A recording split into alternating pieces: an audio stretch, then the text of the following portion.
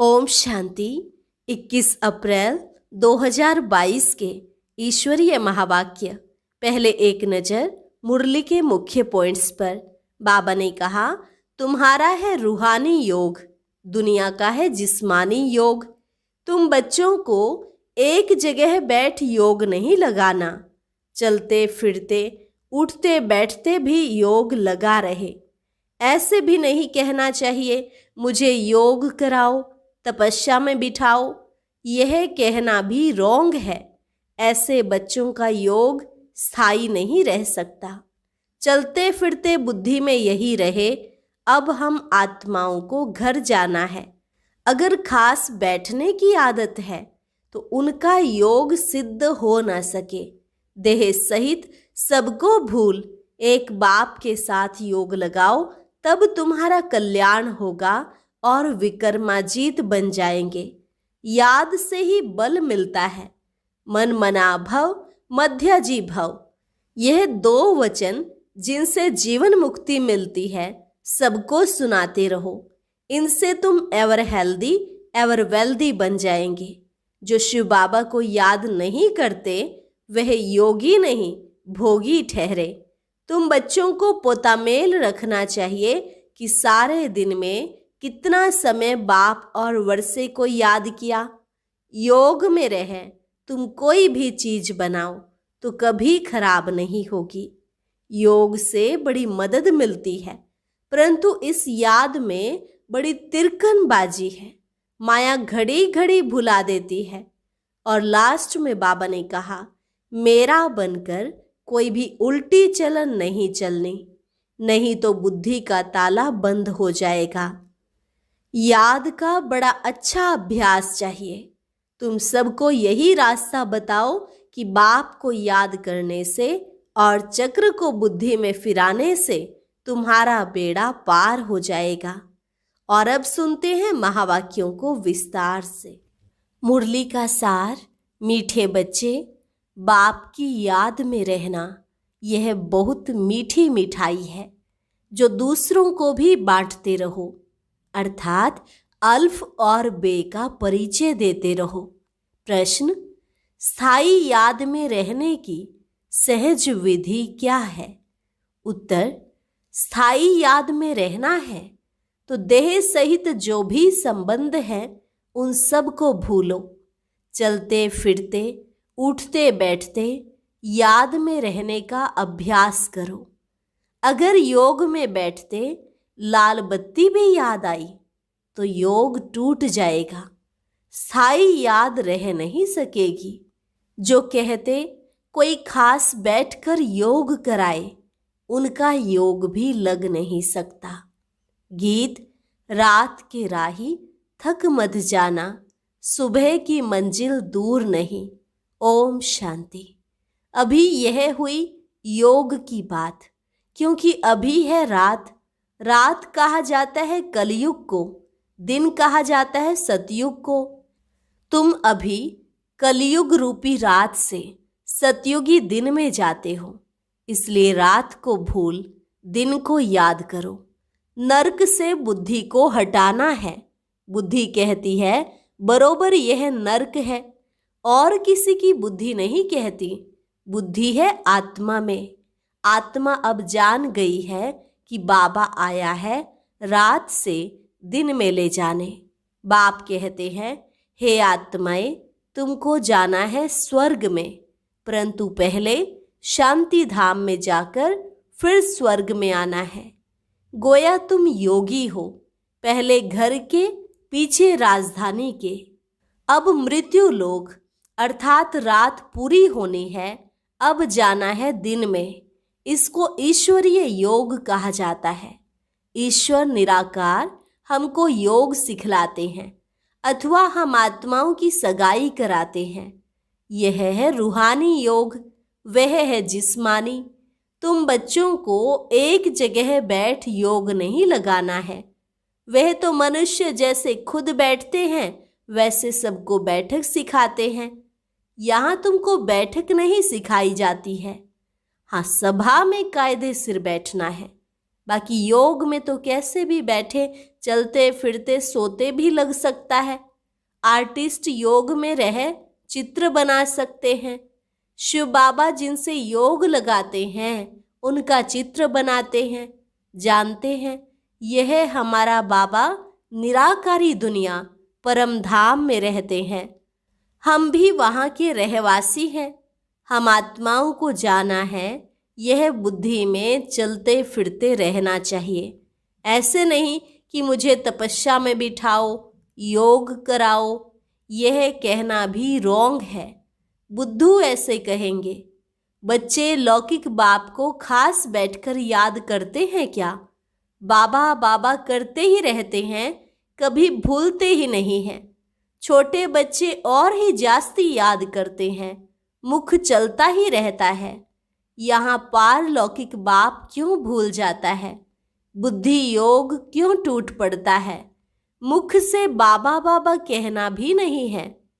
आत्मा जानती है बाबा को याद करना है।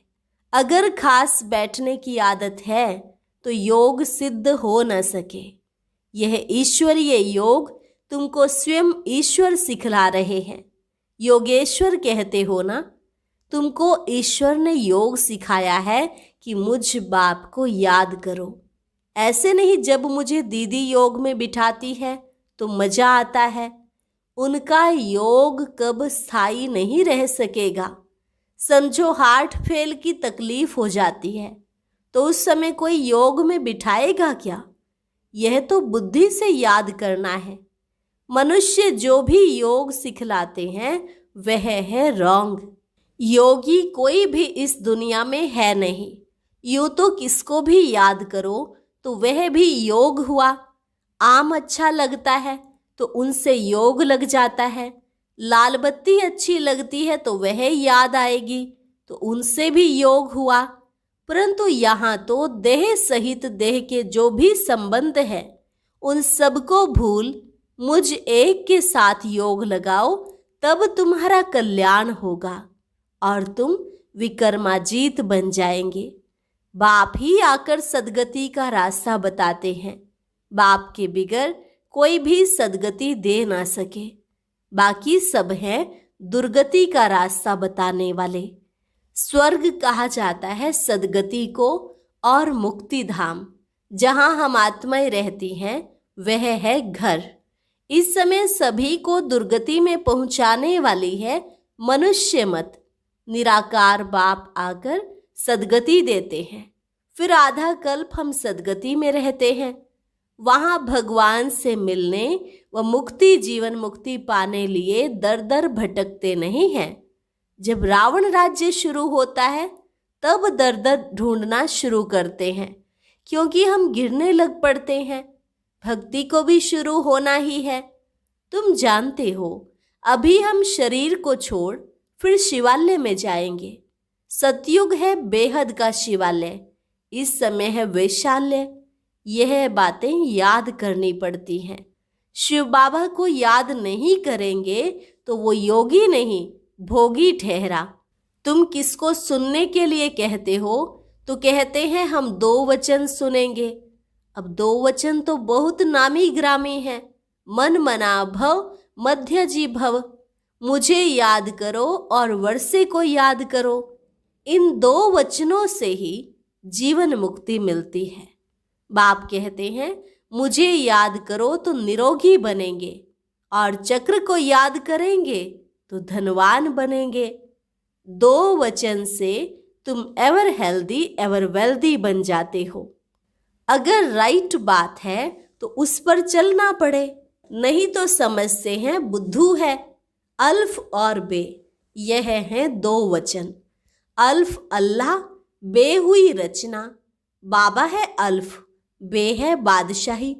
तुम्हारे में कोई को बादशाही मिलती है और कोई प्रजा में जाते हैं।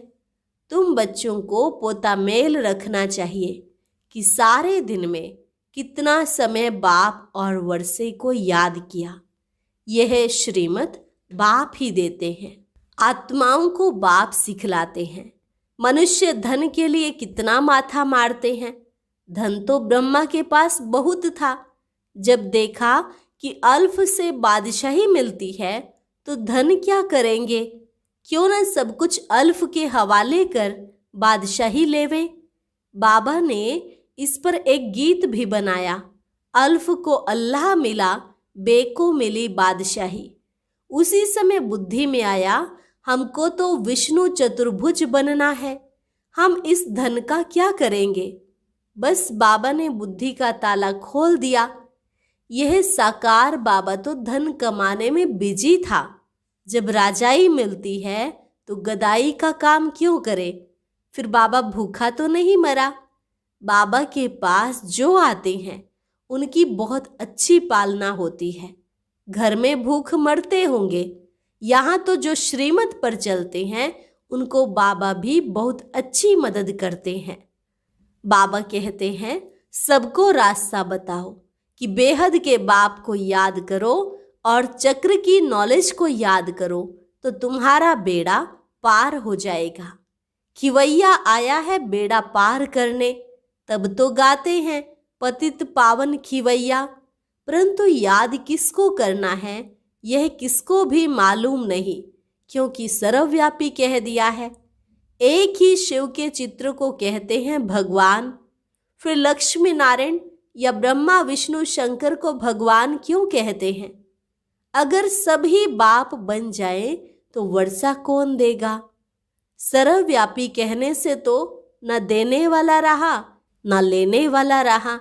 लिखा हुआ है ब्रह्मा द्वारा स्थापना, ऊपर में शिव खड़ा है।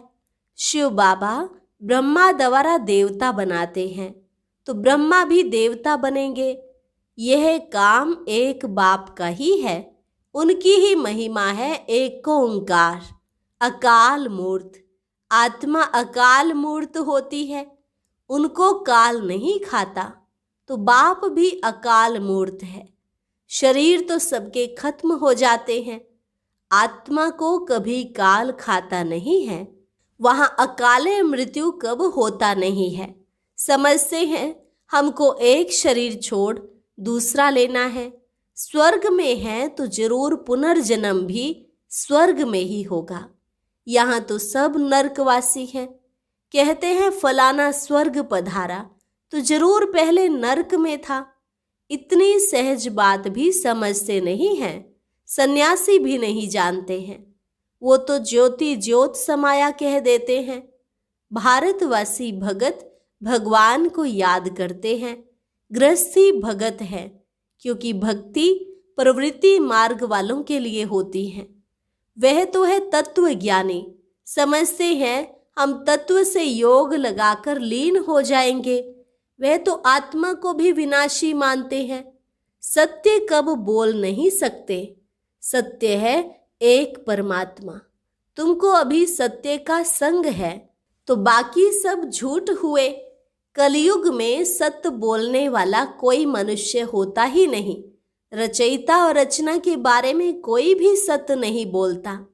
बाप कहते हैं, अभी मैं तुमको सभी शास्त्रों का सार बतलाता हूँ। मुख्य जो गीता है उनमें भी परमात्मा के बदले मनुष्य का नाम डाल दिया है, जबकि कृष्ण इस समय सांवरा है। अब कृष्ण का भी ऐसा चित्र बनाए जो मनुष्य समझे। डबल शेड देवें, एक तरफ सांवरे का शेड, दूसरे तरफ गोरे का शेड। फिर उन पर समझाया जाए कि काम चिता पर बैठने से काला बन जाते हैं, फिर ज्ञान चिता पर बैठने से गोरे बन जाते हैं। निवृत्ति और प्रवृत्ति दोनों ही मार्ग दिखाना है। आयरन एज फिर गोल्डन एज बनती है, गोल्डन के बाद फिर सिल्वर कॉपर होती है। आत्मा कहती है, पहले मैं काम चिता पर थी, अब मैं ज्ञान चिता पर बैठी हूँ। अब तुम बच्चे जानते हो हम पतित से परिस्तानी बन रहे हैं। योग में रहे तुम कोई भी चीज बनाओ तो कभी खराब नहीं होगी। बुद्धि ठीक रहने से मदद मिलती है, लेकिन है मुश्किल। बाबा कहते हैं हम भी भूल जाते हैं, बहुत तिरकनबाजी है, बड़ा अच्छा अभ्यास चाहिए। साई याद ठहर नहीं सकती है, चलते फिरते याद में रहने का अभ्यास करना है। याद तो कहाँ भी कर सकते हो, याद से बल मिलता है। इस समय सच्चा योग कोई भी जानते ही नहीं है। बाप के सिवाय जो भी योग लगाना सिखलाते हैं वह रोंग है। भगवान ने जब योग सिखलाया तो स्वर्ग बन गया। मनुष्यों ने जब योग सिखलाया तो स्वर्ग से नरक बन गया। कोई भी उल्टी चलन थोड़ी चलते हैं तो बुद्धि का ताला बंद हो जाता है। 10-15 मिनट भी याद में नहीं रह सकते। नहीं तो बूढ़ियों के लिए, बच्चों के लिए, बीमारों के लिए भी बहुत सहज है, बहुत अच्छी मिठाई है। भल गूंगा बहरा हो वह भी इशारों से समझ सकते हैं। बाप को याद करो तो यह वर्षा मिलेगा। कोई भी आए तो बोलो हम आपको रास्ता बताते हैं। बेहद के बाप स्वर्ग के रचयिता से स्वर्ग के सदा सुख का वर्षा कैसे मिलता है? यह छोटी छोटी चिटकियां पर्चे बांटते रहना चाहिए। दिल में बहुत उमंग रहना चाहिए। कोई भी धर्म वाला आए तो हम ऐसे समझाएं। बाप कहते हैं यह देह के सब धर्म छोड़ मुझे याद करो तो विकर्म विनाश होंगे, तुम मेरे पास चले आएंगे। पहले पहले यह निश्चय करो। फिर दूसरी बात, तब तक आगे बढ़ना ही नहीं है। अपने को आत्मा समझ बाप को याद करो। बस यह है सबसे फर्स्ट क्लास बात। सिर्फ 2 अक्षर हैं, अल्फ और बे, बाप और वर्षा। अच्छा, मीठे मीठे सिकिलधे बच्चों प्रति मात पिता बाप दादा का याद प्यार और गुड मॉर्निंग। रूहानी बाप की रूहानी बच्चों को नमस्ते। रूहानी बच्चों की रूहानी बाप दादा को नमस्ते नमस्ते, गुड मॉर्निंग। धारणा के लिए मुख्य सार। पहली पॉइंट, अपना सब कुछ अल्फ के हवाले कर बेबादशाही लेनी है। पोता मेल रखना है कि बाप और वर्षे की कितना समय याद रही। दूसरी पॉइंट, कोई भी उल्टी चलन नहीं चलनी है। स्थायी याद में रहने का अभ्यास करना है। आज का वरदान, सर्व शक्तियों द्वारा हर कंप्लेन को समाप्त कर कंप्लीट बनने वाले शक्तिशाली आत्मा भव। सर्व शक्तियों द्वारा हर कंप्लेन को समाप्त कर कंप्लीट बनने वाले शक्तिशाली आत्मा भव। अंदर में अगर कोई भी कमी है तो उसके कारण को समझकर निवारण करो, क्योंकि माया का नियम है कि जो कमजोरी आप में होगी उसी कमजोरी के द्वारा वह आपको माया जीत बनने नहीं देगी। माया उसी कमजोरी का लाभ लेगी और अंत समय में भी वही कमजोरी धोखा देगी। इसलिए सर्व शक्तियों का स्टॉक जमा कर शक्तिशाली आत्मा बनो और योग के प्रयोग द्वारा हर कंप्लेन को समाप्त कर कंप्लीट बन जाओ। यही स्लोगन याद रहे, अब नहीं तो कब नहीं। स्लोगन, शांति और धैर्यता की शक्ति से विघ्नों को समाप्त करने वाले ही विघ्न विनाशक हैं। शांति और धैर्यता की शक्ति से विघ्नों को समाप्त करने वाले ही विघ्न विनाशक हैं। अभी है मातेश्वरी जी के अनमोल महावाक्य, अपना असली लक्ष्य क्या है। मातेश्वरी जी समझाते, पहले पहले यह जानना जरूरी है कि अपना असली लक्ष्य क्या है, वो भी अच्छी तरह से बुद्धि में धारण करना है। तभी पूर्ण रीति से उस लक्ष्य में उपस्थित हो सकेंगे। अपना असली लक्ष्य है, मैं आत्मा उस परमात्मा की संतान हूँ, असल में कर्मातीत हूँ। फिर अपने आप को भूलने से कर्म बंधन में आ गई। अब फिर से वो याद आने से, इस ईश्वरीय योग में रहने से अपने किए हुए विकर्म विनाश कर रहे हैं। तो अपना लक्ष्य हुआ, मैं आत्मा परमात्मा की संतान हूँ। बाकी कोई अपने को हमसो देवता समझ उस लक्ष्य में स्थित रहेंगे तो फिर जो परमात्मा की शक्ति है वो मिल नहीं सकेगी और ना फिर तुम्हारे विकर्म विनाश होंगे। अब यह तो अपने को फुल ज्ञान है। हम आत्मा परमात्मा की संतान कर्मातीत हो भविष्य में जाकर जीवन मुक्त देवी देवता पद पाएंगे। इस लक्ष्य में रहने से वह ताकत मिल जाती है। अब यह जो मनुष्य चाहते हैं हमको सुख शांति पवित्रता चाहिए, वो भी जब पूर्ण योग होगा तभी प्राप्ति होगी। बाकी देवता पद तो अपनी भविष्य प्रारब्ध है। अपना पुरुषार्थ अलग है और अपनी प्रारब्ध भी अलग है, तो यह लक्ष्य भी अलग है। अपने को इस लक्ष्य में नहीं रहना है कि मैं पवित्र आत्मा आखरीन परमात्मा बन जाऊंगी, नहीं, परंतु हमको परमात्मा के साथ योग लगाए पवित्र आत्मा बनना है। बाकी आत्मा को कोई परमात्मा नहीं बनना है। अच्छा, ओम शांति। और अब सुनते हैं आज का अव्यक्त ज्ञान मोती।